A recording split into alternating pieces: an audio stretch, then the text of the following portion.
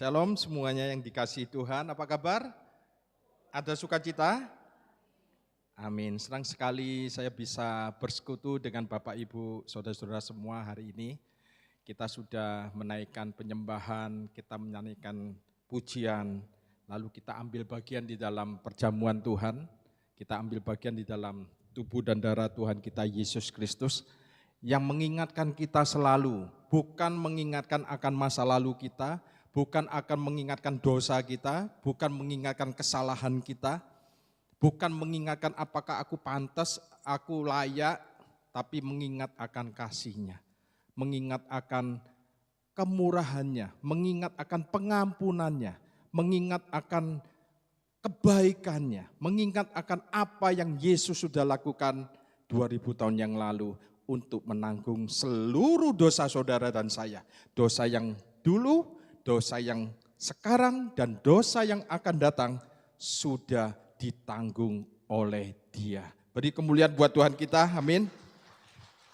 Saya selalu kalau di tempat ini seperti rumah saya sendiri, karena saya sudah berkali-kali ada di tempat ini dan Pastor Vincent juga saya undang di tempat saya juga. Dan kami sungguh sudah punya chemistry, ya, satu roh, satu iman, satu pengajaran, amin. Nah, hanya di rumah Tuhanlah, di tempat inilah Anda bisa menerima makanan yang sehat. Saya minta tolong jangan jajan di tempat lain. Makanan di rumah sendiri itu lebih sehat. Nanti repot kalau Anda jajan di tempat lain, nanti kalau Anda mules, Anda sakit perut, yang ngobati nanti Pastor Vincent nanti melalui firman Kristus, amin. Ya, jadi fokus saja sama firman Kristus. Arti yang firman Kristus, tadi saya suka dengan lagunya firman Kristus itu mendengar dan mendengar dan mendengar. Firman Kristus itu ciptaan dari sepasang suami istri yang penuh kasih karunia.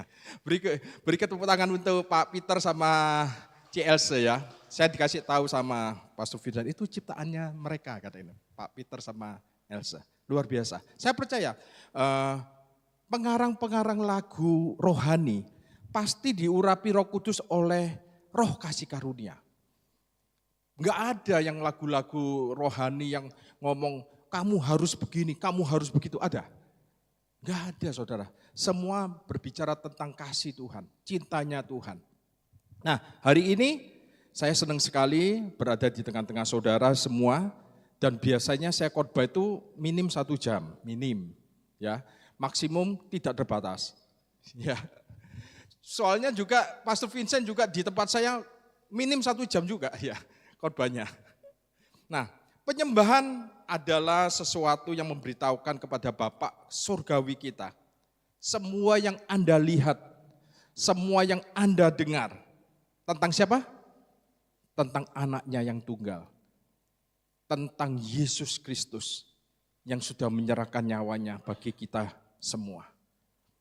Saya selalu diingatkan Tuhan setiap kali saya naik mimbar yang kudus ini, setiap kali saya diundang oleh gereja, Tuhan berkata, nak, mimbar gereja ini jangan dijadikan panggung.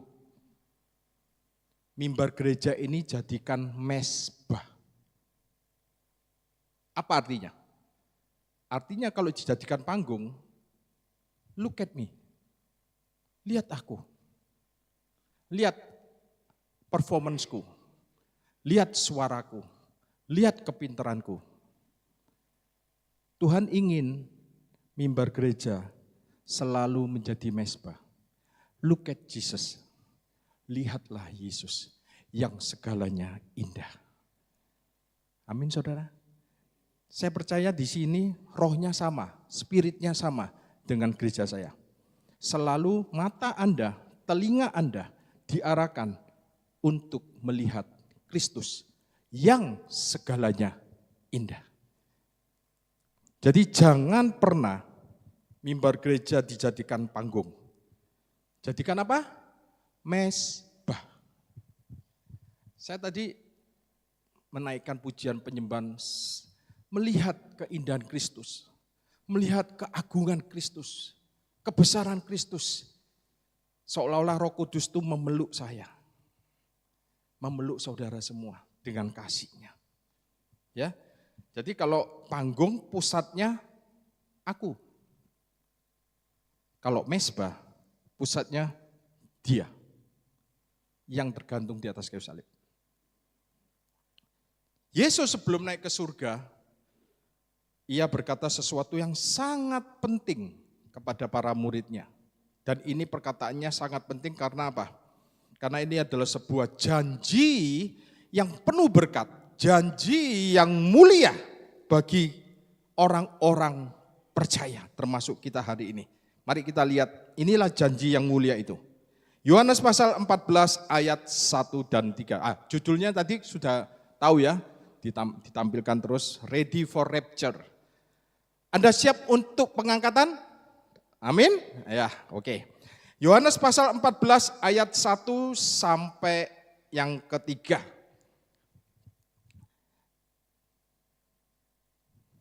Di sana enggak ada ya?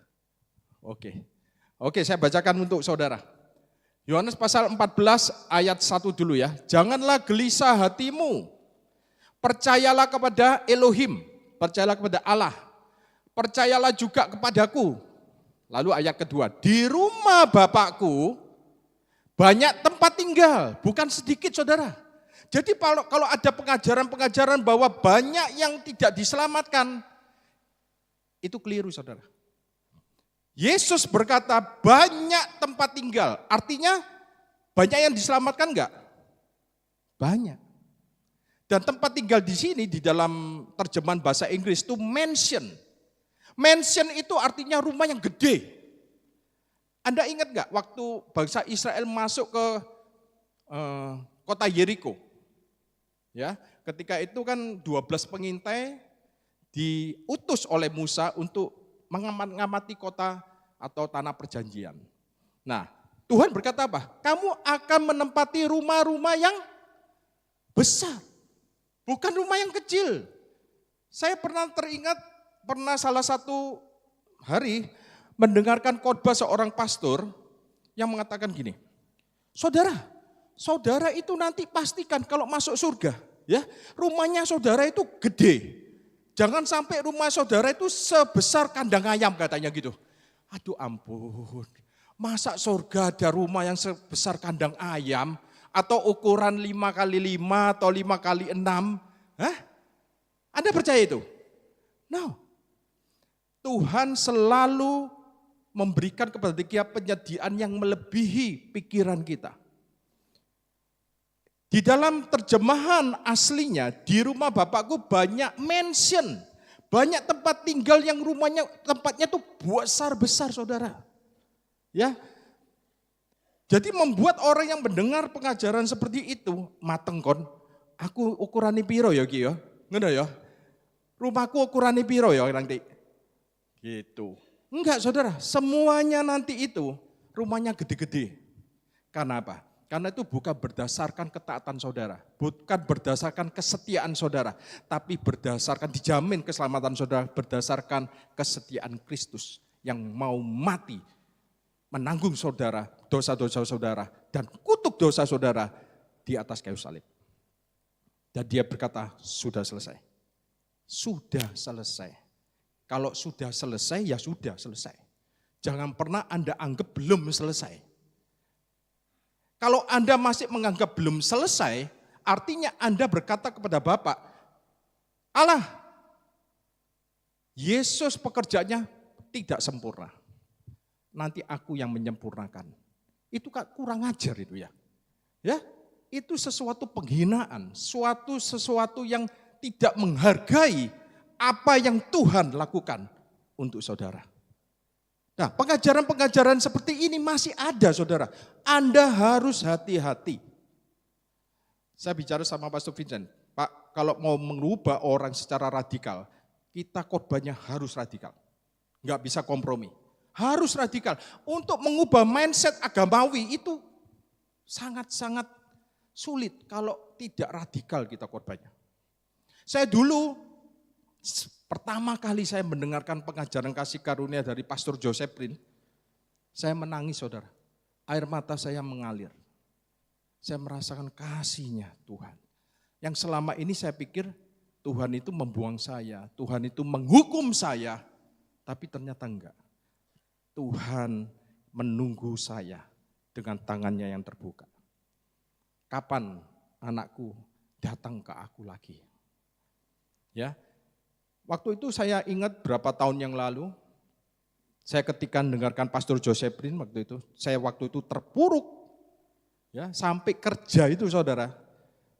Saya ini kepala accounting, ya sampai kerja itu saya nunut bagian penagihan, naik sepeda motor, nunut. Anda tahu nunut? Anda tahu nunut? Harta saya jual semua saudara, habis ya karena kesalahan saya. Karena saya tidak berjalan sesuai dengan rencana Tuhan, dengan caranya Tuhan, tapi caranya saya. Saya pikir caranya saya ini bisa memberkati keluarga saya, anak saya, istri saya. Tapi ternyata yang saya anggap benar, ternyata itu ujungnya maut. Ketika saya mengenal pengajaran kasih karunia, Tuhan ubah semuanya. Dan Tuhan selalu mengubahnya itu mindset saudara dulu. Pola pikir saudara yang diubah. Siapa yang ingin kita mengalami metanoia terus? Pola pikir kita itu diubah terus. Jadi intinya setiap kali Anda datang hari Minggu di sini, metanoialah saudara. Anda harus diubah pola pikir. Dari agamawi menjadi kasih karunia. Kalau agamawi, aku melakukan ini supaya Tuhan melakukan itu. Itu agamawi. Kalau aku berdoa, Tuhan akan memberkati aku. No, Anda berdoa karena Tuhan sudah memberkati saudara. Aku berdoa supaya Tuhan dekat sama aku. Enggak, Tuhan sangat dekat sama saudara. Sebab itu Anda berdoa. Dan Anda berdoa bukan dengan mentalitas hamba. Anda berdoa dengan mentalitas anak. Ya, dan mengubah pola pikir itu enggak gampang saudara.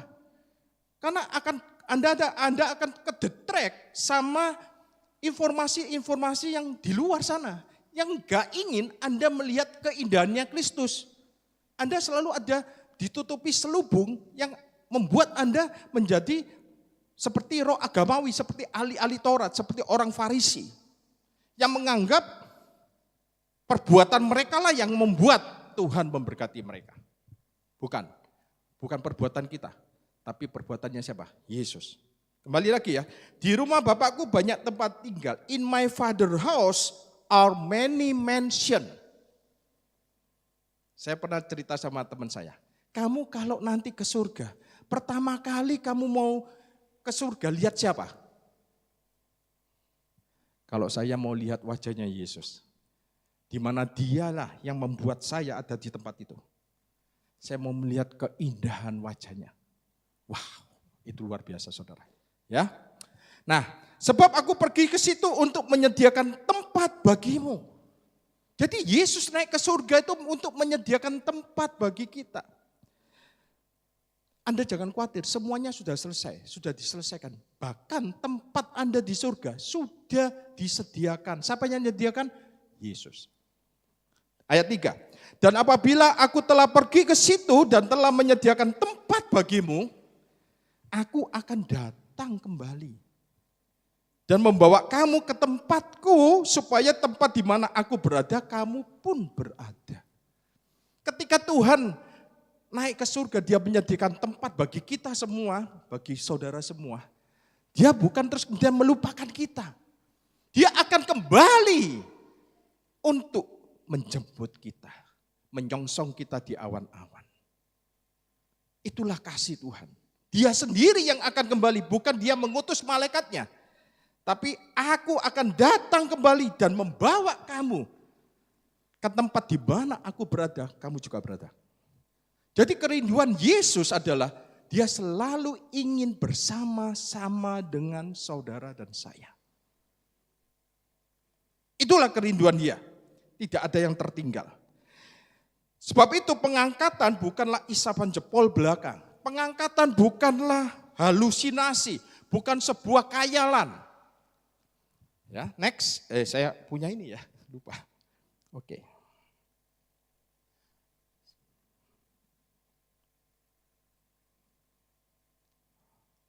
Nah, ini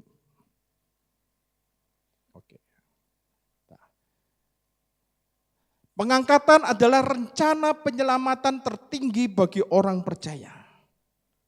Anda percaya bahwa pengangkatan adalah rencana Tuhan untuk menyelamatkan saudara dan saya dari murka Tuhan. Nanti kita akan belajar sama-sama ya. Jadi pengangkatan adalah rencana penyelamatan tertinggi bagi orang percaya. Sebuah momen di mana Yesus akan membawa kita di tempat di mana dia berada, engkau ada berada. Dia akan memanggil jemaatnya untuk pulang ke surga. Karena tempat kita bukan di dunia ini. Tempat kita sesungguhnya adalah di surga yang kekal. Sebelum dunia memasuki masa kesengsaraan besar selama 7 tahun. Yang disebut tribulasi. Itulah murka Tuhan yang akan datang dan itu pasti akan terjadi. Tanda-tandanya sudah kelihatan, tanda-tandanya. Ini hanya tanda-tandanya. Ya, saya baca di IG mulai banjir. Kita tahu sendiri ada bencana di Padang, di Sumatera, di tempat kota Malang kemarin juga. Kemudian ada prediksi ada megatrust. Nah, ketika saudara membaca semua berita itu, jangan takut, jangan gelisah. Itu pesan firman Tuhan. Ya kan? Di Yohanes pasal 4 tadi, jangan takut, jangan gelisah. Di Yohanes pasal 14, Jangan takut, jangan gelisah hatimu. Karena aku akan kembali untuk membawa kamu. Nah, di 1 Tesalonika pasal 1 ayat 10, dikatakan itu. Jadi nanti ada murka Tuhan yang akan turun di bumi. 1 Tesalonika pasal 1 ayat 10 dikatakan, dan untuk menantikan kedatangan anaknya dari surga, ini adalah tentang pengangkatan, yang telah dibangkitkannya dari antara orang mati, yaitu Yesus yang menyelamatkan kita dari apa? Murka yang akan datang. Lalu di 1 Tesalonika pasal 5 ayat 9 dan 10. Karena Elohim tidak menetapkan kita untuk ditimpa apa? Murka. Jadi Anda harus percaya kepada firman Tuhan. Bahwa Elohim, Allah tidak menetapkan saudara dan saya untuk ditimpa murka. Tetapi untuk beroleh keselamatan oleh Yesus Kristus Tuhan kita. Ayat 10, yang sudah mati untuk kita, supaya entah kita berjaga-jaga, entah kita tidur, kita hidup bersama-sama dengan Dia. Inilah rencana penyelamatan yang tertinggi untuk kita orang-orang percaya. Allah tidak menetapkan Anda semua untuk ditimpa murka. Apa bisa diganti? Untuk ditimpa bencana alam. Karena di dalam kitab Mazmur, orang benar akan dihindari dari bencana. Siapa yang percaya? Kita orang benar. Kita akan dihindari dari masalah, dari bencana alam. Tuhan akan membedakan kita. Karena kita sudah dikuduskan. Kita sudah dibedakan. Dikuduskan itu dalam bahasa Ibraninya itu hagiaso. Kalau Anda punya berlian di rumah, gak mungkin Anda taruh berlian itu di dapur atau di mana, di tempat sembarangan. Anda taruh di kotak perhiasan. Anda bedakan berlian itu. Ya, Anda taruh di tempat yang lain. Saudara dan saya, itu dibedakan. Kalau dunia boleh kena bencana, anak-anak Tuhan, orang benar tidak akan ditimpa oleh bencana. Saya percaya akan janji Tuhan itu, amin. Nah, karena Allah tidak menetapkan kita untuk ditimpa murka, tetapi untuk beroleh keselamatan. Sekali lagi ini ditulis kepada orang-orang percaya. Ini bukan tentang keselamatan kekal ya Bapak Ibu ya, bukan. Ini bicara tentang kita orang-orang benar akan diselamatkan dari murka Tuhan di bumi, nanti akan terjadi kesengsaraan besar selama berapa tahun? 7 tahun. 7 tahun. Jadi kita pasti diselamatkan dari murka Tuhan yang akan datang. Sekali lagi ayat ini tidak bicara tentang diselamatkan dari murka yang kekal di neraka. Enggak, kita semua sudah diselamatkan itu. Kita semua pasti diselamatkan dari neraka. Namun kita akan diselamatkan dari murka yang akan datang. Haleluya. Jadi kalau kita lihat tanda-tanda zaman hari ini, megatrust dan segala macam, Anda jangan takut, jangan khawatir. Anda harusnya lebih bersyukur. Kenapa? Nanti Anda memiliki tubuh yang baru. Amin. Tubuh yang baru. Kita lihat Roma 8 mengatakan penebusan tubuh kita. Roma 8 ayat 23. Dan bukan hanya mereka saja. Mereka saja itu mereka yang sudah mati di dalam Yesus ya. Tetapi kita yang telah menerima karunia sulung, kita juga mengeluh dalam hati kita sambil menantikan apa? Pengangkatan. Kita juga mengeluh dalam hati kita. Mengeluh apa sih Bapak Ibu? Kita sering mengeluh, waduh kok boyokku wis loro-loroan ya. Waduh ikiku kok sakit ya. Oh ini tulangku kok sudah mulai gak enak ya. Sudah linu-linu ya. Nah kita mengeluh di dalam tubuh yang fana ini. Ya, kita juga mengeluh dalam hati kita sambil menantikan. Menantikan apa? Anda bukan menantikan antikris. Anda bukan menantikan penghukuman. Anda menantikan rapture. Menantikan pengangkatan sebagai anak, yaitu pembebasan tubuh kita. Di dalam bahasa Inggrisnya, the redemption our body. Penebusan tubuh kita. Kita sudah ditebus dosa kita. Ya, tapi kita sedang menanti-nantikan penebusan tubuh. Bapak, Ibu, saudaraku semua, saudara nanti punya tubuh yang mulia, tubuh yang baru. Ya, amin. Tubuh yang sudah nanti tidak ada perlu Anda pakai suplemen, vitamin, ya perawatan wajah, kemudian detok lah, dan tok lainnya dah, ya. Anda gak perlu lagi facial lah, gak perlu saudara. Anda punya tubuh yang baru, wajah Anda bersinar, Anda punya wajah yang awet muda. Di surga nanti gak ada yang tua, semuanya muda. Kenapa? Karena penuaan itu adalah kutuk. Di surga gak ada kutuk. Jadi kalau ada gambaran Allah itu tua, jenggoten, itu salah saudara. Di surga enggak ada yang tua. Semuanya jadi muda. Saya melihat jemaat JKI Purima Marina ini nanti yang cewek-cewek, yang perempuan-perempuan cantik-cantik semua. Jadi muda semua, enggak ada yang kerut-kerut, enggak ada.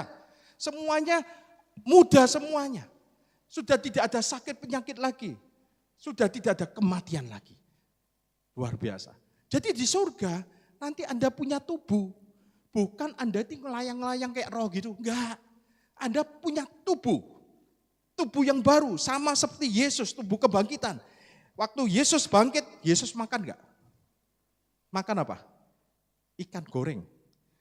Ya, nanti Anda kalau punya tubuh kemuliaan, Anda mau makan babi kecap lah, mau makan babi kelengan sampai berapa porsi, ya enggak takut kolesterol.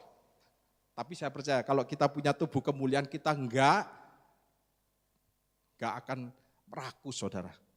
Ya kan? Nah itulah kita nantikan gitu. Tubuh yang mulia, Anda enggak perlu obat-obatan lagi. Ya, yang perempuan-perempuan enggak usah tarik-tarik wajah itu, tarik benang ya. Iya nanti ketarik, waduh enggak bisa balik nanti. Ada loh ya, orang perawatan gitu akhirnya keliru. Wajahnya tambah mencong semua. Jadi dengan tubuh yang baru, wajah Anda akan selalu bersih, awet muda, forever young semua kita. Amin. Jadi penghukuman Allah akan terjadi setelah kita gerejanya diangkat. Jangan khawatir. Kita diluputkan dari murka Tuhan. Nah di kitab Wahyu Anda bisa melihat Yesus mengambil materai dan membuka satu demi satu. Di sana ada 7 materai dibuka. Isinya itu penghukuman semua saudara. 7 materai dibuka, kemudian sangkakala, 7 sangkakala dibuka. Belum selesai, 7 cawan murka Allah dibuka. Loh mengerikan. Ya, semua itu terjadi di bumi nanti. Sesudah Anda semua diangkat. Ya, tapi sayang, ada orang Kristen nggak percaya. Ya, nggak percaya kalau kita diangkat. Ada orang Kristen yang menganggap kita akan mengalami antikris. Ya silakan aja. Kalau saya nggak mau. Ya mungkin mereka mau selfie sama antikris mungkin ya. Saya nggak mau, saya ingin diangkat bersama-sama Yesus. Ada pesta anak domba Allah di sana. Amin. Nah, akan ada 7 tahun masa tribulasi, itu dikenal dengan hari murka Tuhan. Nah, kalau Anda membaca kitab Wahyu, seringkali ada ada hamba Tuhan yang berbicara tentang eskatologi, tentang akhir zaman dan membahas kitab Wahyu.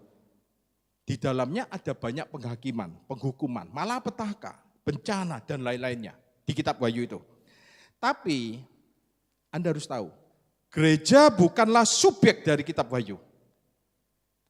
Gereja bukanlah subjek dari kitab Wahyu. Garis bawah itu. Sebab apa? Gereja tercatat hanya di pasal 2 dan pasal 3. Setelah itu pasal 4, pasal 5, Rasul Yohanes melihat tata surga, melihat isi surga. Dan pasal 6, barulah ada 7 materai dan selanjutnya. Jadi setelah penghakiman, setelah gereja diangkat, maka penghakiman jatuh ke dunia. Tapi kita sudah gak ada di sini. Kita ada di atas melihat di bawah. Itu sebabnya orang percaya tidak menanti-nantikan antikris, tidak menanti-nantikan penghakiman, kematian. Tapi kita semua orang-orang percaya menanti-nantikan Yesus yang menjemput kita di awan-awan. Kita akan bertemu muka dengan Yesus. Dan itulah yang kita nanti-nantikan. Dan kita waktu bertemu muka dengan Yesus, kita bukan pakai tubuh ini saudara. Kita pakai tubuh kemuliaan. Dia sendiri yang akan datang membawa kita di tempat di mana dia berada. Ia akan mengangkat kita. Ia akan menarik kita. Dalam bahasa Ibrani-nya harpazo. Harpazo itu dia akan tarik kita. Dia akan cabut kita dari bumi. Dengan sekejap mata kita diubahkan. Sama seperti Yesus. Nah, mari kita buka 1 Korintus pasal 15 ayat 51. Sesungguhnya aku menyatakan kepadamu suatu rahasia. Katakan rahasia. Rahasia. Ini rahasia. Jadi rapture itu adalah suatu rahasia. Kita tidak akan mati semuanya. Siapa yang percaya kita tidak akan mati semuanya? Jadi kalau ada orang Kristen yang mati, yang meninggal dunia, mereka enggak mati. Pak, Bu, mereka hanya tertidur. Pindah alamat tok. Mereka enggak mati. Jadi ingat, surga bukan tempat orang mati. Surga adalah tempat orang yang hidup kekal selamanya. Amin. Surga bukan tempat orang mati. Justru kita inilah yang masih belum mengalami hidup yang sebenarnya. Bagi orang-orang yang kita cintai yang sudah meninggalkan kita, mereka hidup selama-lamanya di sana. Hidup yang bukan seperti kita masih mengeluh di dalam tubuh kita ini, enggak. Ya. Jadi ini adalah rahasia, kita tidak akan mati semua, tetapi kita semuanya, katakan semuanya. Saya garisi bawahi, semuanya. Semuanya akan diubah. Saudara dan saya semuanya akan diubah. Jadi pengangkatan adalah suatu rahasia. Di perjanjian lama itu adalah suatu rahasia. Perjanjian lama kita tahu Henok diangkat secara jasmani. Betul ya? Siapa lagi perjanjian lama yang diangkat? Elia. Elia diangkat tapi secara jasmani. Belum dengan tubuh kemuliaan. Siapa yang diangkat dengan tubuh kemuliaan? Hanya Yesus. Hanya Yesus.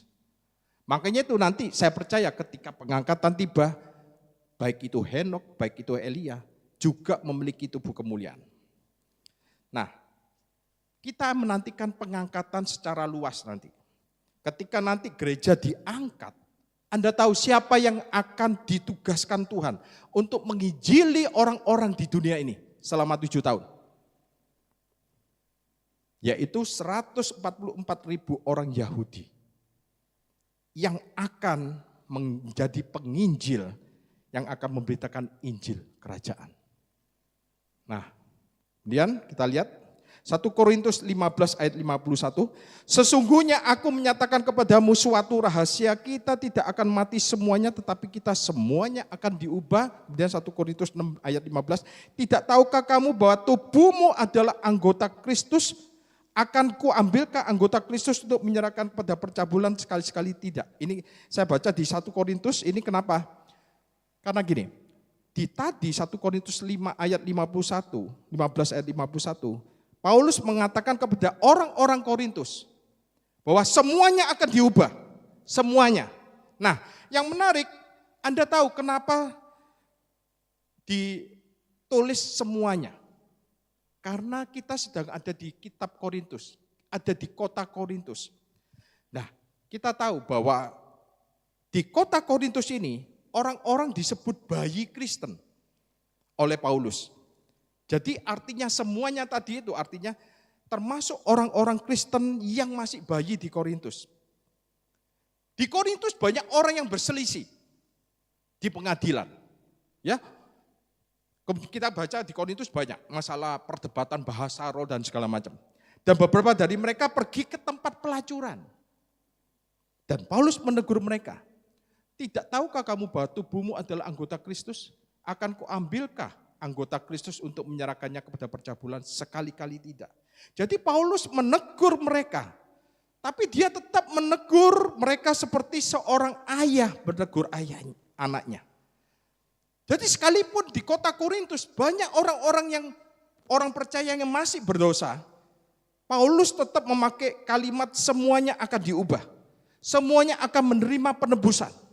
Nah, ketika saya khotbah seperti ini, pasti ada orang yang mengatakan ini, loh Pak Yanuar mengatakan bahwa kalau gitu orang berzina enggak apa-apa. Enggak, bukan itu. Saya pernah khotbah seperti ini langsung ditegur sama seseorang. Pak Yanuar enggak bisa mengatakan seperti itu. Artinya Pak Yanuar menganggap bahwa kita diizinkan untuk berzina. Siapa yang bilang? Saya tidak pernah mengatakan Anda boleh berzina. Tapi ada teguran dari Paulus. Gereja adalah tempat orang-orang benar apa orang-orang berdosa? Sesungguhnya adalah tempat orang berdosa yang dibenarkan. Yang dibenarkan. Jemaat Tuhan itu enggak mungkin ada yang sempurna, enggak pernah salah. Pasti ada yang salah.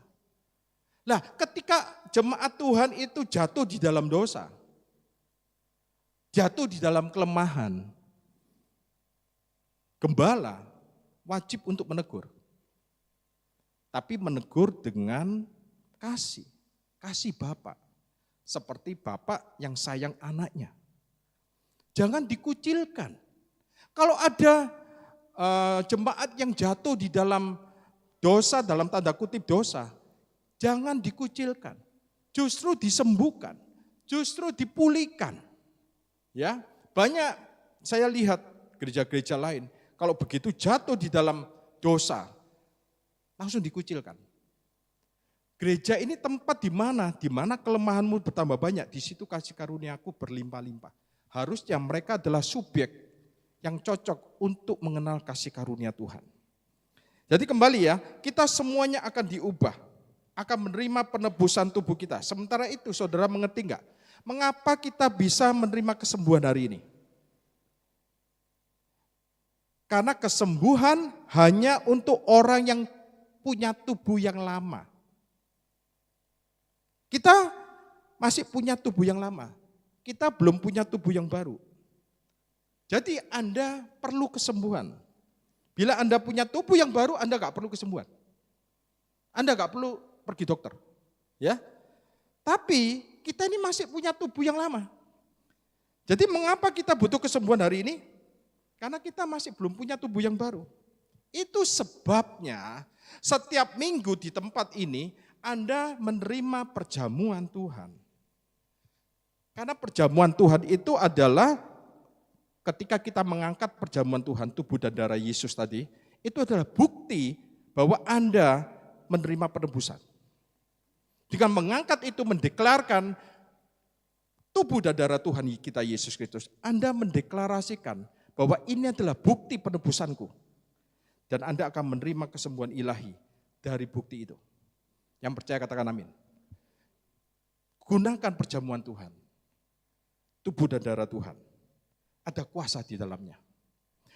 Nah, saudara percaya bahwa pengangkatan segera datang? Saya percaya. Pengangkatan dalam bahasa Ibrani-nya harpatsu tadi ya. Kalau ada yang berkata sudah 2000 tahun yang lalu orang ngomong pengangkatan, mana? Kok belum datang-datang? Di mana kedatangan Tuhan? Nah, ada sesuatu yang tidak dimengerti sama kita orang-orang Kristen. Ya, saya akan bagikan di kitab Wahyu. Kita harus belajar ini. Di kitab Wahyu dikatakan seperti ini. Wahyu 22 ayat 7. Dengarlah, aku segera datang. Ini Tuhan berkata. Dengarlah, aku segera datang. Yesus segera datang. Wahyu pasal 22 ayat 12. Diulangi lagi. Dengarlah, aku segera datang. Dan aku membawa upahku untuk membalas setiap orang menurut perbuatannya. Ini bicara tentang orang-orang percaya. Ini banyak dikutip sama orang, tapi ini bukan orang percaya. Semua orang, lihat itu. Yesus akan membawa upahnya untuk membalas setiap orang ini ya, setiap orang semuanya. Menurut perbuatannya. Ini bicara tentang keselamatan. Enggak saudara, ini tentang upah. Jadi kita ini orang benar diselamatkan oleh karena iman, tapi perbuatan kita nanti itu akan diperhitungkan sama Tuhan. Dapat upah kita. Nah nanti saya akan jelaskan upahnya itu apa. Pasti dapat upah Anda. Ya, Anda terima kasih karunia, Anda mengerjakan kasih karunia itu, dan kasih karunia itu bukan Anda yang mengerjakan. Tuhan sendiri yang mengerjakan di dalam Anda, melalui Anda. Anda adalah tulisan terbuka yang bisa dibaca sama orang, betul ya? Jangan pernah merasa, oh aku sudah kasih karunia sakarepku, perbuatanku, aku kan sudah diselamatkan. No, Anda adalah suratan tertulis yang dibaca orang. Orang mungkin gak baca firman Tuhan, tapi kita yang baca firman Tuhan. Orang membaca kelakuan kita. Kitalah yang membaca firman Tuhan. Biar mereka membaca firman Tuhan melalui hidup kita. Amin saudara. Ya, nah, jadi di Wahyu dikatakan aku segera datang, aku segera datang. Wahyu 22 ayat 20. Ia yang bersaksi mengenai hal-hal ini berkata, ya aku segera datang. Amin, datanglah Tuhan Yesus. Ini Wahyu pasal 22 yang terakhir. Ditutup, ya aku segera datang. Nah, ketika Yesus berkata segera, ini tidak mengacu kepada waktu. Karena apa? Karena kata yang dipakai di dalam bahasa Yunaninya, kata segera itu memakai kata tachus. Takus ya, tachus. Tulisannya T-A-C-H-U-S. Tachus tulisannya. Ya, Anda bisa cek nanti. Artinya apa tachus itu? Ketika dia datang itu dengan tiba-tiba. Jadi dengan segera itu tiba-tiba. Itu yang dimaksud dengan segera. William Edwy Fine, penulis kamus ekspositori di dalam Perjanjian Baru berkata dengan cepat. Ya. Di 1 Korintus 15 dikatakan akan terjadi dalam sekejap mata. Jadi ketika dia datang tiba-tiba saudara yang masih hidup, yang masih tinggal di bumi ini, tiba-tiba Anda dengan sekejap mata menyongsong Tuhan di awan-awan dengan tubuh yang baru. Anda akan menjadi luar biasa. Bayangkan, ya, Anda akan menjadi luar biasa. Anda punya tubuh yang baru. Melebihi pahlawan-pahlawan Marvel, Spider-Man, Superman, melebihi itu semua. Ya. Nah, jadi 3 kali Yesus berkata, aku datang segera, aku datang segera. Hal itu tidak mengacu kepada waktu, tapi ia datang dengan sekejap mata, dengan tiba-tiba. Siapa yang siap untuk menyambut kedatangan Tuhan? Ya, saya siap untuk menyambut. Waduh, ya kapan ya Tuhan datang ya? Kapan ya? Gitu ya. Nah, Paulus menggambarkan seperti ini. 1 Tesalonika 4 ayat 16. Sebab pada waktu tanda diberi, yaitu pada waktu penghulu malaikat berseru dan sangkakala Allah berbunyi, maka Tuhan sendiri. Ini loh, ini secara pribadi. Tuhan sendiri akan turun dari surga. Dan mereka yang mati dalam Kristus akan lebih dahulu bangkit. Jadi kalau Yesus datang nanti malam, yang mati duluan itu akan dibangkitkan. Dengan tubuh kemuliaan. Ya, ada pertanyaan, Pak kalau gitu orang mati dibakar kayak apa Pak? Boleh enggak orang Kristen mati dikremasi? Ada pertanyaan lagi. Pak kalau misalnya mati kecelakaan pesawat terbang enggak? Terus mayatnya enggak ditemukan, dimakan ikan terusan. Cemplung laut, makan ikan, kayak apa? Ya. Pertanyaan-pertanyaan itu pernah muncul gitu ya sama orang-orang.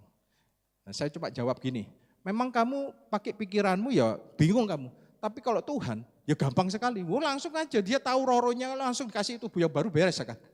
Ya kan, gak perlu ngumpulin daging-daging itu. Ya kan, gak perlu.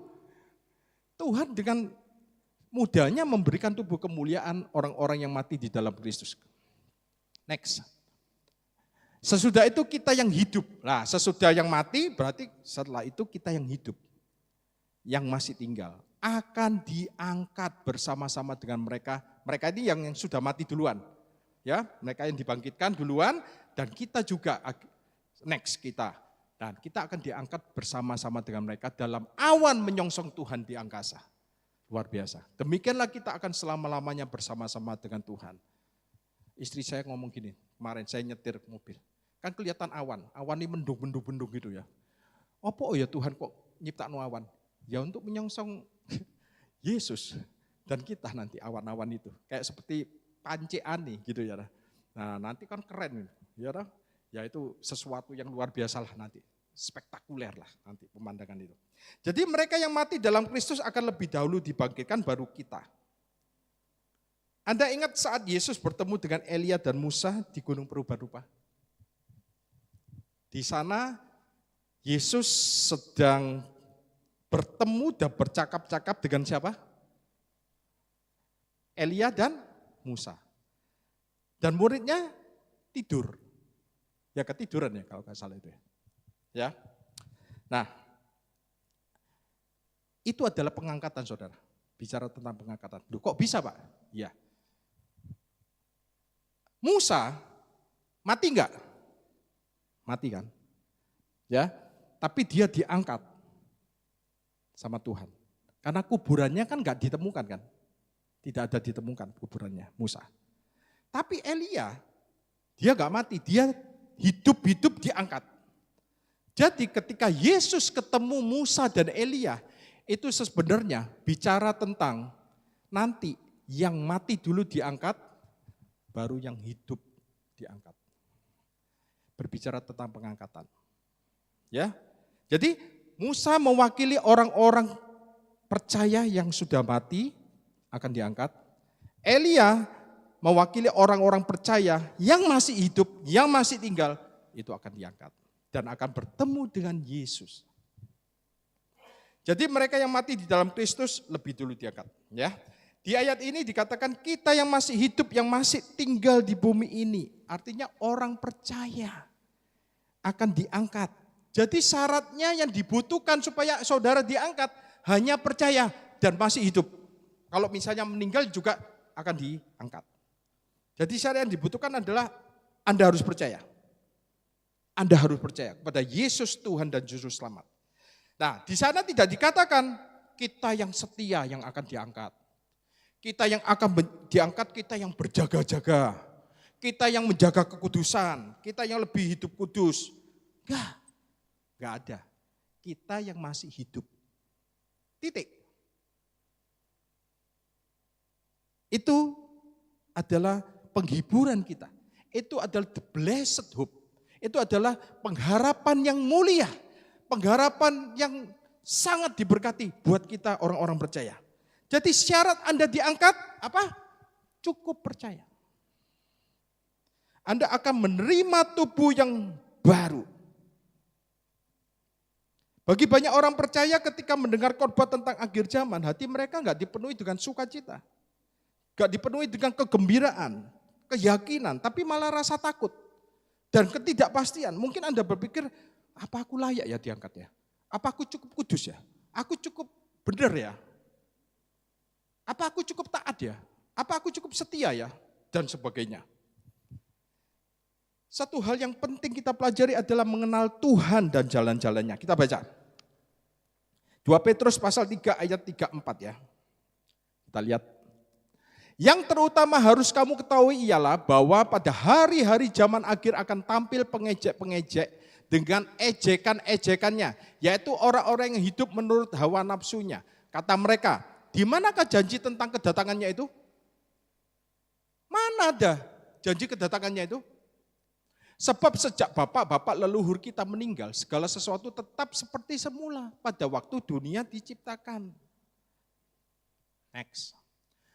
2 Petrus 3 ayat 8 dan 9. Akan tetapi saudara-saudaraku yang kekasih, yang satu ini tidak boleh kamu lupakan.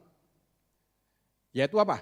Bahwa di hadapan Tuhan, satu hari sama seperti apa? 1000 tahun.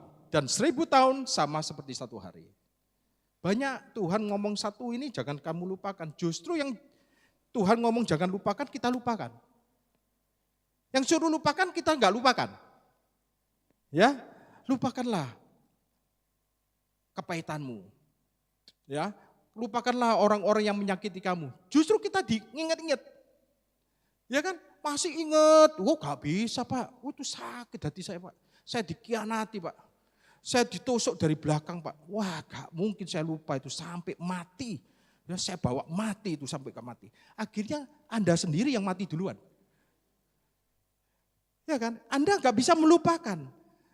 Kalau Tuhan ngomong lupakan, lupakan. Tapi kalau Tuhan ngomong jangan lupakan, jangan lupakan. Seperti karya Yesus, jangan lupakan.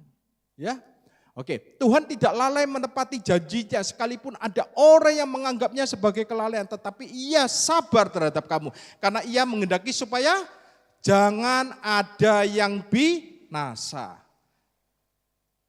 Melainkan supaya semua orang berbalik dan bertobat. Ya, jadi kenapa Tuhan itu masih menunda kedatangannya? Karena hati Tuhan itu ingin supaya jangan ada yang binasa. Jadi kalau ada pengajaran yang menganggap bahwa oh Tuhan itu dari kekekalan mele ini dibinasakan, ini diselamatkan, itu bukan Injil.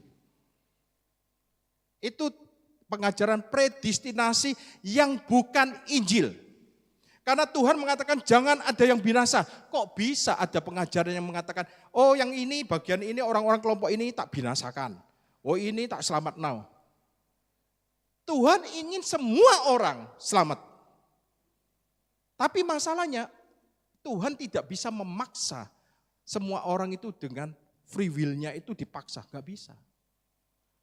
Kita punya pilihan, free choice, free will, ya itu bagian lain lah. Panjang kalau itu saya cerita masalah predestinasi. Saya sering cerita sama Pastor Vincent, supaya kita ini jangan sampai keliru memandang Tuhan. Kok Tuhan jahat ya? Orang diciptakan untuk dibinasakan, oh, kasihan dong. Ya toh, diciptakan sudah hidup, dibinasakan. Oke, jadi sungguh hati Tuhan itu luar biasa. Kita lihat screen. Jadi pengangkatan itu bukanlah tentang penghakiman, tapi tentang apa? Penebusan tubuh. Itu adalah demonstrasi kesetiaan Allah. Nah, saya ingin berbagi juga tentang ini. Ketika Yesus berseru, seperti tulisannya Pak Peter, it is finished. Ya. Ketika Yesus berseru, it is finished. Dalam bahasa Ibrani-nya, kulah. Di atas kayu salib, dia tidak hanya menjamin pengampunan dosa saudara dan saya. Dia juga menyelesaikan segala yang dibutuhkan oleh Anda untuk keselamatan Anda. Dan termasuk tubuh fisik saudara pada hari yang kita nanti-nantikan, dia jamin juga. Jadi di surga kita punya tubuh yang mulia. Nah, saya ingin mengajak kita berpikir sejenak ya. Firman Tuhan kan memberitahu kepada kita bahwa kita diselamatkan oleh kasih karunia melalui iman. Itu bukan karena perbuatan Anda. Di Efesus pasal 2 ayat 8 dan 9. Ayat Anda pasti hafal semualah. Jemaat di sini pinter-pinter semua. Ya, dikasih makanan yang sehat-sehat. sama Pastor Vincent, Pastor Yakub, sama Pastor Didi. Semuanya tentang itu semua. Ya, kita diselamatkan karena kasih karunia melalui iman. Faith alone, kemudian grace alone, Christ alone, ya kan? Nah, kalau keselamatan kita diselamatkan oleh anugerah, mengapa penebusan tubuh kita kok bergantung kepada perbuatan kita? Coba Anda pikir. Kalau keselamatan kita dijamin oleh iman kita, bukan perbuatan kan? Tapi penebusan kenapa kok harus bergantung sama perbuatan kita? Ada something wrong dengan cara berpikir kita. Itu sangat bertentangan dengan Injil yang kita yakini, saudara. Ya, kalau kita diselamatkan oleh anugerah, mengapa penebusan tubuh kita harus bergantung pada perbuatan kita?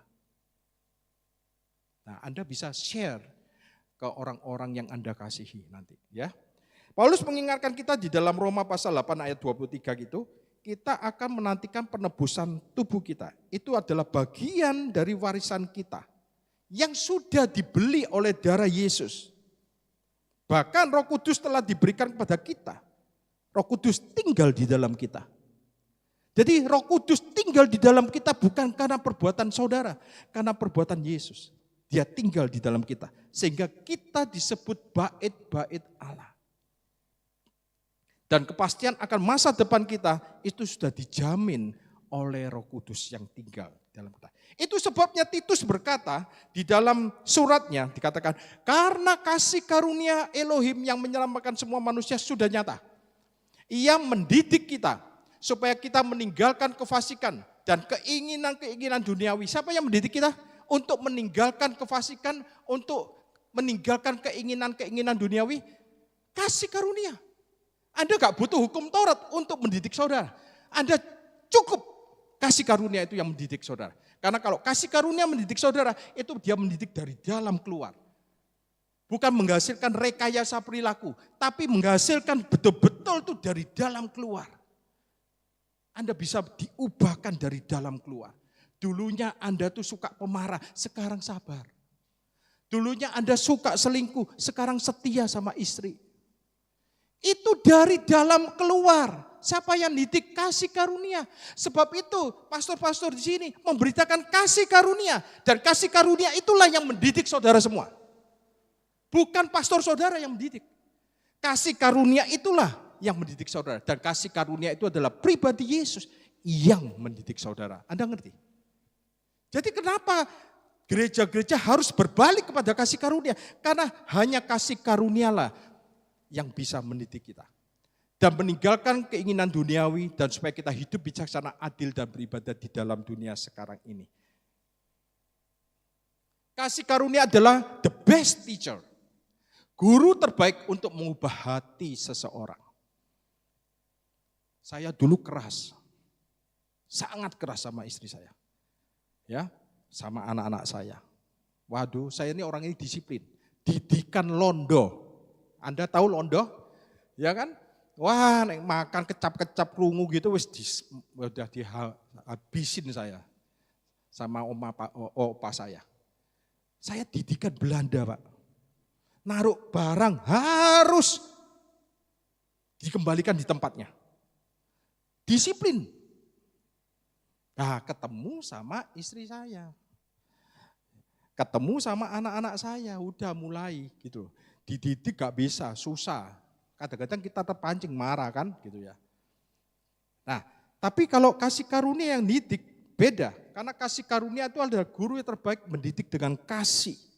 Usaha keras manusia melalui hukum Taurat gak bisa menyelesaikan dosa. Hanya kasih karunia Tuhan yang sanggup menyelesaikan dosa dengan segala keinginannya. Jadi ada harapan bagi saudara dan saya. Ada harapan untuk semua yang lagi live ya. Ada harapan bagi Anda untuk diubahkan serupa dengan Kristus melalui kasih karunia Tuhan. Nah, kita lihat seterusnya nanti kita. Ayat 13. Dengan menantikan penggenapan pengharapan kita yang penuh bahagia dan pernyataan kemuliaan Allah yang maha besar dan juru selamat kita, Yesus Kristus. Jadi Anda bisa lihat bahwa kasih karunia juga akan mengajarkan kita untuk menantikan pengharapan yang penuh bahagia. Apa itu pengharapan yang penuh bahagia? Rapture. Ini bicara tentang rapture.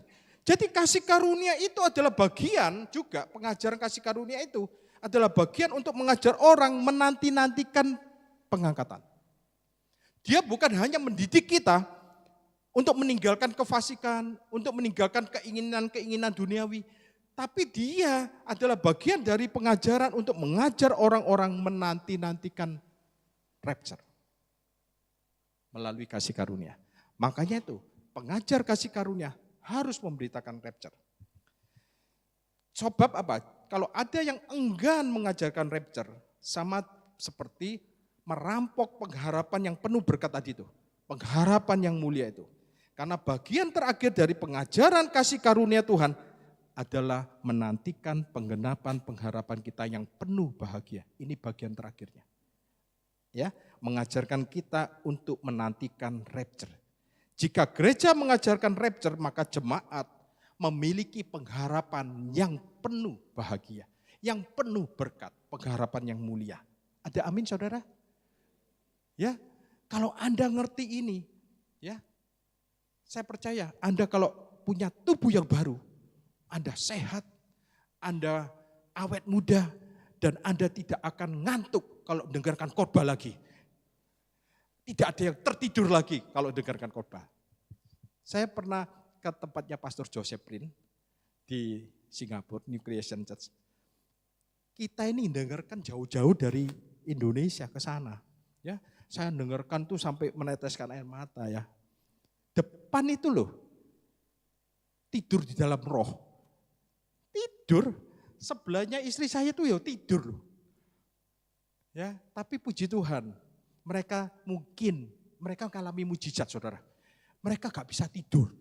Makanya sampai di gerejanya pastor bisa tidur, itu mujizat itu. Ya saya lihat, mujizat ini, bisa tidur ini. Pakai obat tidur gak bisa. Ya toh, sudah pakai obat tidur sampai level yang dosis tinggi gak bisa mungkin ya. Bagi gereja langsung tidur, bersek, enak ya. Mujizat itu. Jadi kalau ada yang tertidur, gak apa-apa. Ya, biarin aja. Mungkin itu adalah suatu mujizat. Ada amin? Amin ya. Jadi ada pengharapan yang penuh berkat dan mulia. Nah, tapi ada orang yang mengaku Kristen dan bukan orang Kristen yang sebenarnya yang enggak punya hak waris. Mereka hanya Kristen-Kristenan, mereka tidak pernah lahir baru. Ya, mereka belum diselamatkan, mereka tidak akan diangkat. Kalau Anda lahir baru, Anda pasti diangkat. Dan lahir baru itu bukan ditentukan oleh perbuatan saudara. Lahir baru itu ketika Anda mengaku dengan mulut dan percaya di dalam hati bahwa Yesus adalah Tuhan dan Juru Selamat saudara. Nah, di dalam Kristus ada pengharapan yang penuh berkat. Kita lihat ya. Pengangkatan bukan harapan yang menakutkan. Sekali lagi, pengangkatan bukan harapan yang menakutkan. Waduh, aku keangkat enggak ya? Aku tertinggal enggak ya? Tetapi harapan yang penuh berkat dan penuh sukacita. Saya harap Anda ketika mendengarkan firman ini, sepulang dari gereja ini, ketakutan akan hilang. Ya kan? Karena di dalam kasih yang sempurna tidak ada ketakutan. Penuh sukacita untuk melihat siapa? Wajah Juru Selamat kita secara langsung. Loh, kita sama-sama loh. Waktu menyongsong dia. Semua kita itu gak lihat tole-tolean gini. Enggak, kita fokus sama Yesus. Ya kan mungkin Pak Vincent nanti ya keangkat, saya keangkat, Pak Peter keangkat. Kita fokusnya lihat wajahnya Yesus semuanya. Keren dah. Iya, lihat wajah Yesus. Alkitab mengatakan dalam sekejap mata kita akan diubahkan. Tubuh yang fana ini akan menjadi tubuh kemuliaan. Anda bebas dari penuaan, Anda bebas dari sakit penyakit, Anda bebas dari kematian untuk selama-lamanya. Selamanya muda, selamanya kuat, selamanya utuh. Itulah bagian saudara dan saya. Saya berdoa kebenaran ini membuat hati Anda penuh dengan damai sejahtera, penuh dengan sukacita. Anda tidak sedang menunggu penghakiman. Ingat ya, Anda tidak sedang menunggu penghakiman. Anda sedang menunggu pengangkatan.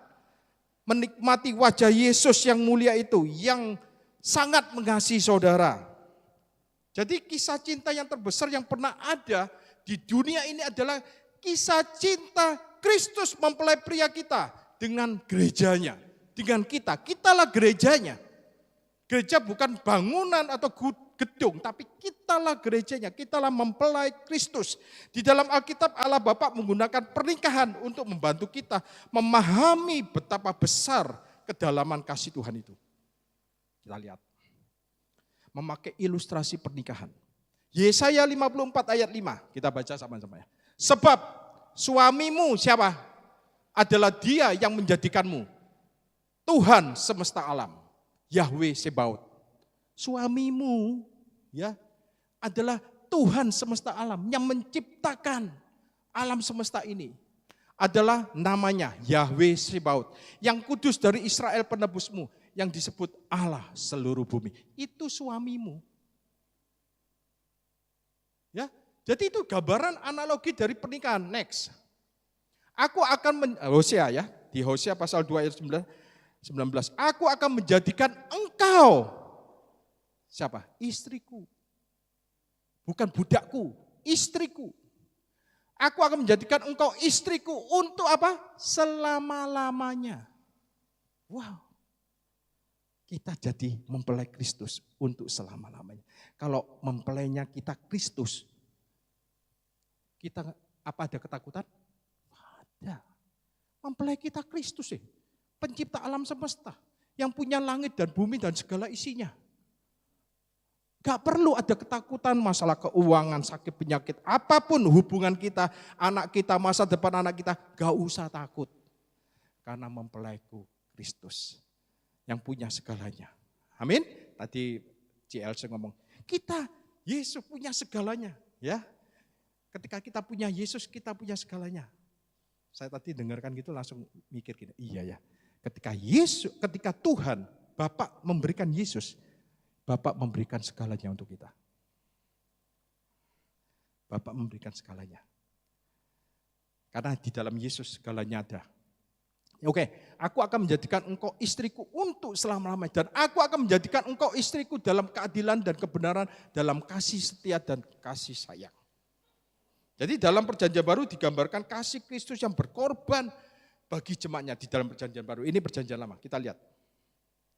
Efesus pasal 5 ayat 25 dan 26. Ini bahan untuk konseling pernikahan mestinya.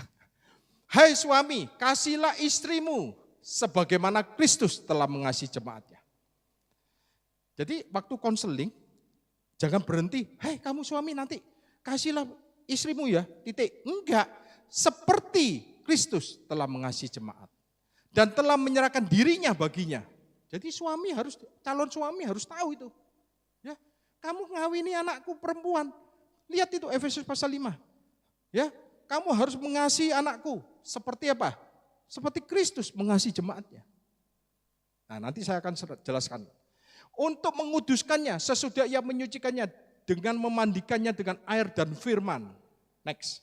Supaya dengan demikian ia menempatkan jemaat di hadapan dirinya dengan cemerlang, tanpa cacat atau kerut atau yang serupa itu. Tetapi supaya jemaat kudus tak bercelah. Jadi sungguh menakjubkan di sini. Dari sini kita tahu Tuhanlah yang merancangkan pernikahan. Untuk membantu kita memahami isi hatinya Tuhan. Jadi kalau suatu pernikahan itu, kalau fokusnya Kristus, sebuah pernikahan itu pasti bahagia. Kalau fokusnya Kristus. Kenapa?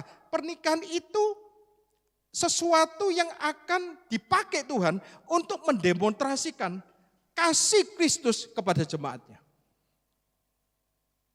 Saya baru begitu mengerti ini, saya baru ngerti, oh ya bukan berarti kasihnya kita, tapi kasihnya Kristus. Kasihnya Kristus untuk jemaatnya. Izinkan saya berbagi dengan Anda budaya Yahudi kuno tentang pernikahan. Ini akan membantu menjelaskan mengenai pengangkatan. Ini terakhir ya.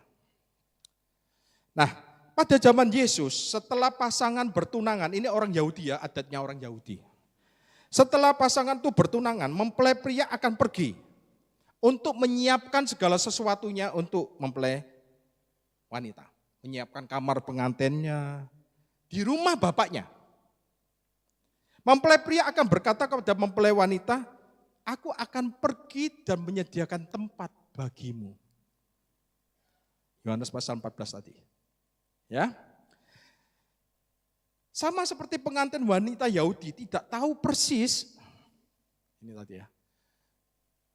Sebab itu laki-laki akan meninggalkan ayahnya dan ibunya dan bersatu dengan istrinya sehingga keduanya menjadi satu daging.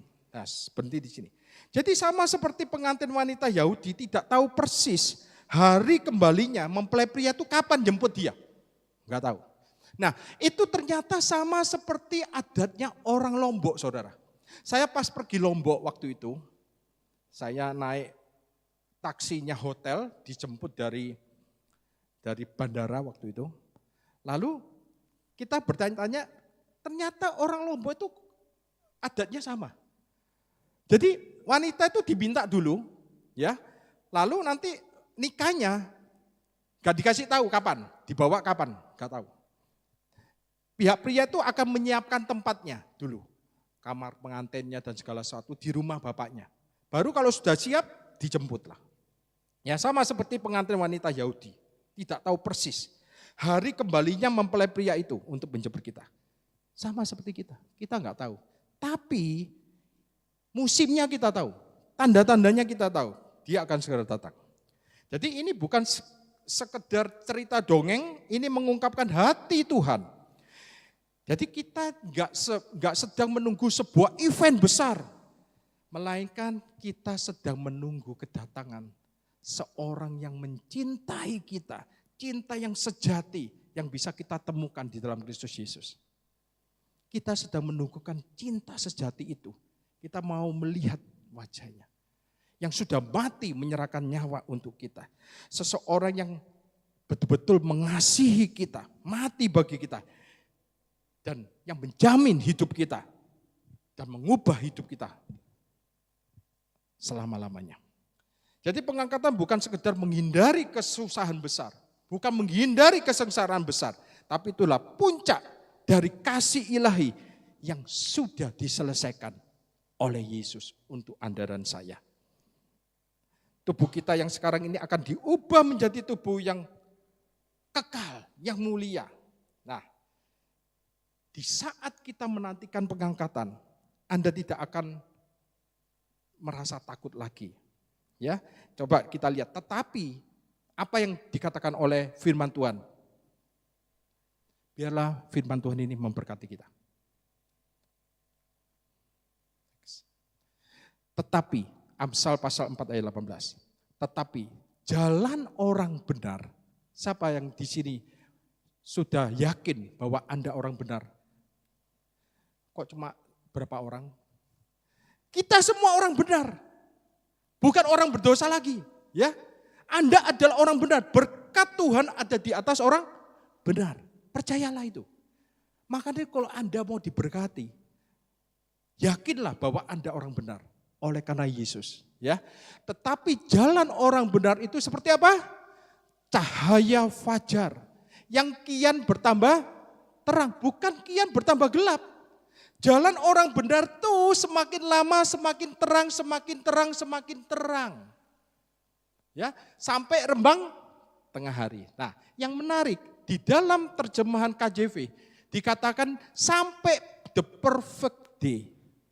Nah, jadi kata rembang tengah hari di sini di dalam terjemahan KJV hari yang sempurna. Jadi jalan orang benar itu seperti cahaya fajar yang kian hari bertambah terang sampai hari yang sempurna. Hari sempurna ini mengacu kepada kedatangan Tuhan kita. Nah, kalau Anda sudah dibenarkan Tuhan di dalam Kristus Yesus, maka jalan di depan Anda kian hari, kian hari, kian hari bertambah terang. Bertambah terang sampai kita bertemu di udara. Menyongsong Yesus di awan. Itulah jalan orang benar. Ya Tuhan, aku pegang janjimu. Jalan orang benar.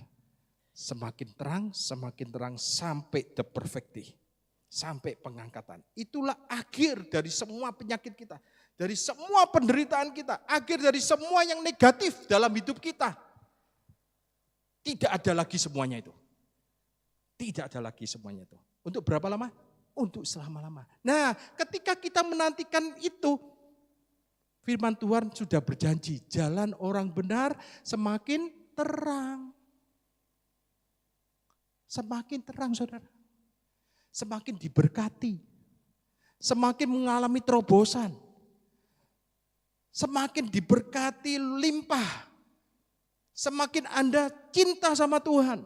Semakin Anda cinta dengan pelayanan. Semakin Anda bersemangat dengan pelayanan. Itu jalan orang benar. Sampai menantikan the perfect day. Sampai menantikan hari yang sempurna, yaitu pertemuan kita di udara.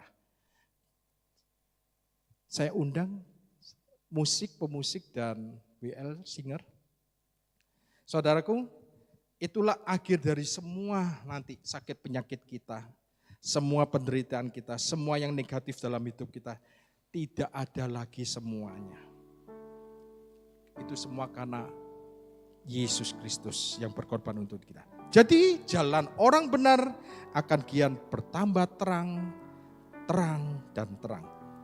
Bahkan di tengah dunia yang gelap ini, pengharapan kita adalah pengharapan yang mulia, pengharapan yang berbeda dengan dunia. Lihatlah ke depan dengan pengharapan yang mulia ini, maka hidup Anda akan bercahaya. Bukan hanya terang, tapi sekian bertambah terang.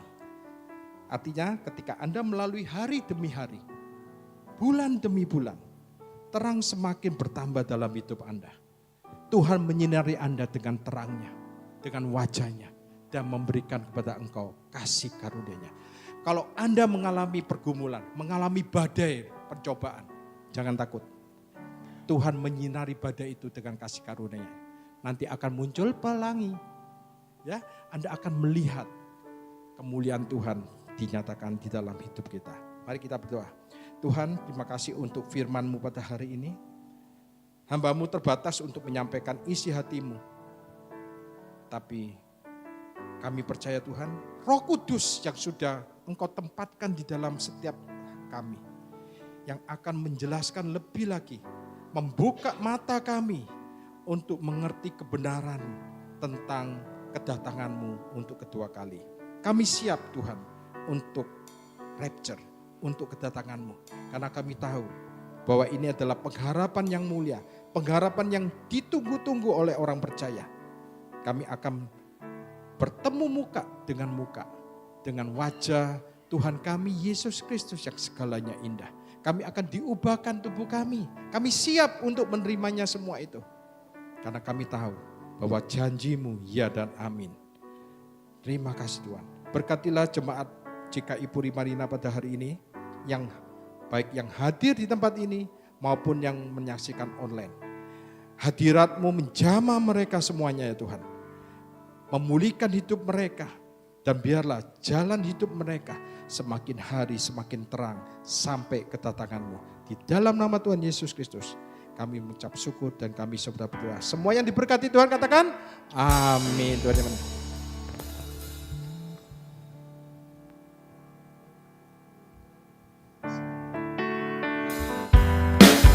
mari kita nyanyi lagu ya.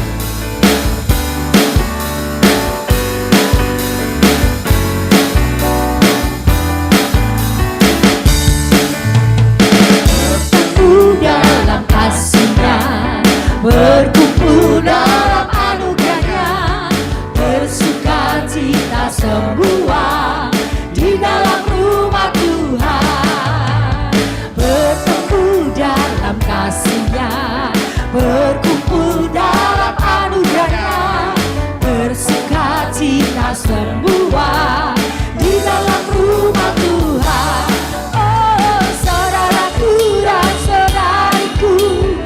Tuhan cinta dan mengasihi-Mu, mari bersuka cita semua di dalam rumah Tuhan.